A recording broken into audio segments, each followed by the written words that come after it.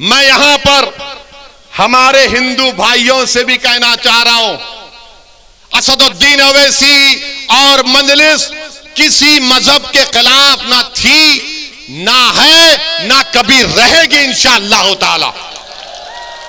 मैं यहां पर हमारे पिछड़े वर्ग के खास तौर से हिंदू भाइयों से कहना चाह रहा हूं, हमारे पिछड़े वर्ग के हिंदू भाइयों से कहना चाह रहा हूं, मेरी बात को आप याद रखो।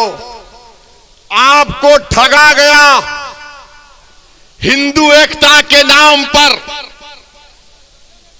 पिछड़े वर्ग के हिंदू भाइयों से कहना चाह रहा हूं, मेरी बहनों से कहना चाह रहा हूं, आपको ठगा गया हिंदू एकता के नाम पर।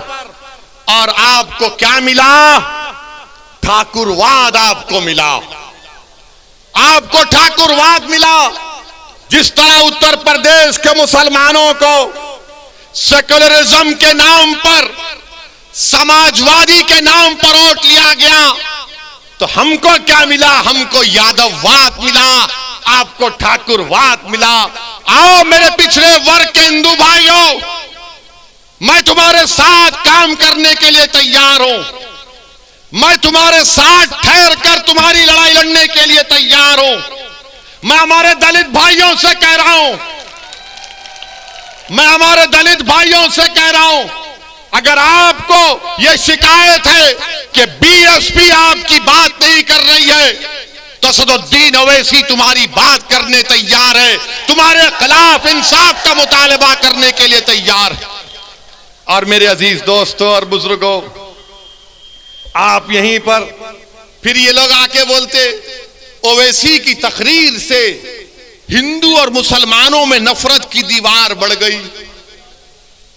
कौन सी मेरा जुमला है तकरीर का, निकाल के बताओ।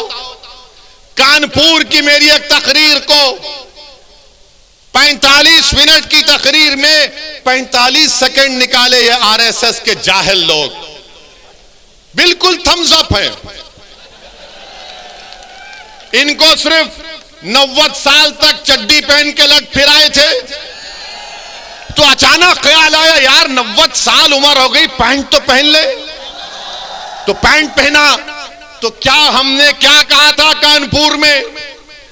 एक 80 साल के मुसलमान को वहां की मुकामी पुलिस ने, और देने वाला एक दलित पुलिस का ऑफिसर था, जिसने कागज पर लिखकर कहा कि बोलो ओवैसी, तुम्हारे समाज से इस तरह का सलूक किया गया था। मैं अपने उस दलित ऑफिसर को सलाम करता हूं।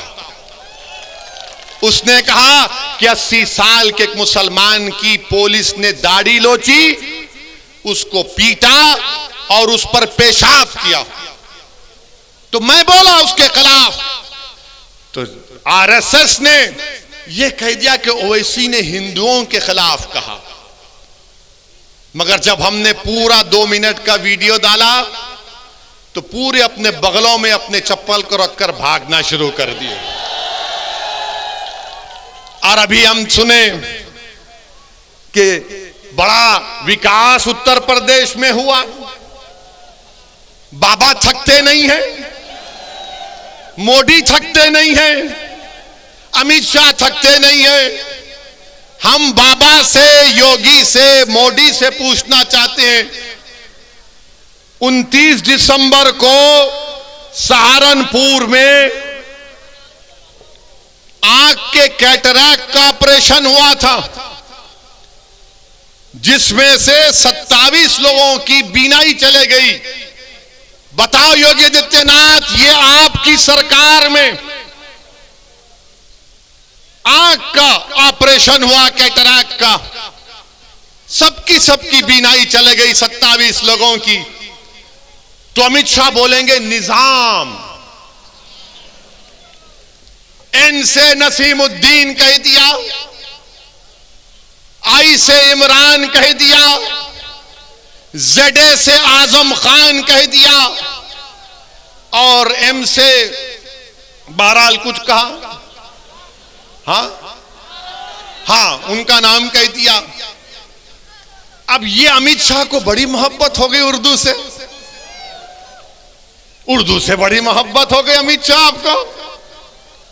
आपका निजाम।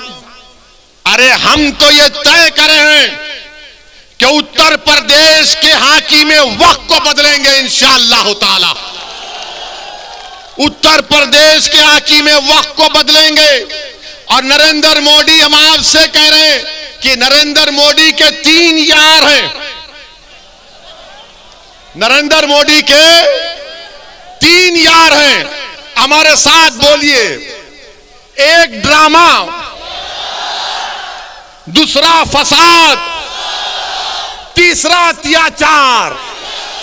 नरेंद्र मोदी के 3 यार, ड्रामा, फसाद, अत्याचार।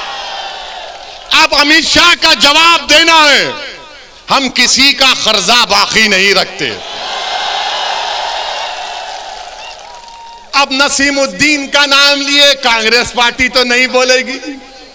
बोलेंगे नसीम का नाम लेंगे तो हमारे वोट नहीं मिलेंगे। कांग्रेस इमरान का नाम नहीं लेगी, बोलेंगे हमारा क्या होगा। समाजवादी आजम का नाम नहीं लेगी। मगर हम योगी और अमित शाह से कहना चाह रहे हैं, उत्तर प्रदेश में अगर योगी राज है, योगी राज है ना, तो राज अंग्रेजी में आता है RAJ, होता है ना, RAJ। तो R से क्या आता है? रिश्वत। A से क्या आता है? अपराध या फिर आतंक।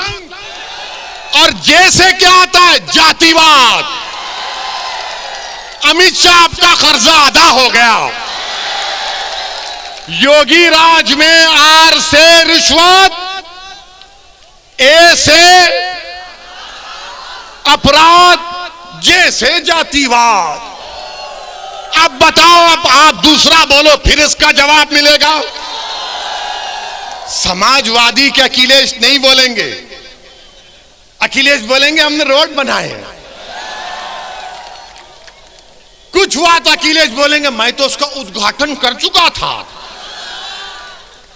कोई जवाब नहीं देंगे भैया। यकीनन अखिलेश ने उद्घाटन किया, तुमने मुजफ्फरनगर का किया और योगी की सरकार ने एनकाउंटर पर उसका खात्मा किया। तुमने किया था ये सब। तुमने जो कुछ शुरू किया उसको बीजेपी ने मुकम्मल किया। आज मेरे अजीज दोस्तों और बुजुर्गों, यही बात हम आपसे कहने आए हैं